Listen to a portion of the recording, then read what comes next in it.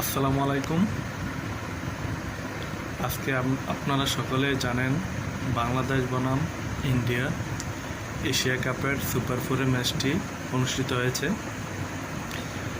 ম্যাচটি একমাত্র হারার কারণ হলো এই চারটা প্লেয়ার: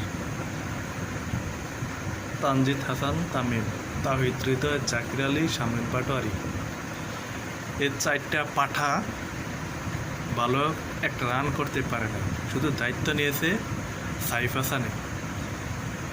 একটা ম্যাচ 170 রান, টি-20 একজনের পক্ষে জেতানো সম্ভব না। এই যে চারটা নাম বললাম, এই চারটা পাঠায় কোনো ভালো রান করতে পারে না, এর জন্য আজকে ম্যাচটা ইন্ডিয়ার কাছে হারছে। তো এটা সহজে ম্যাচটা জিতা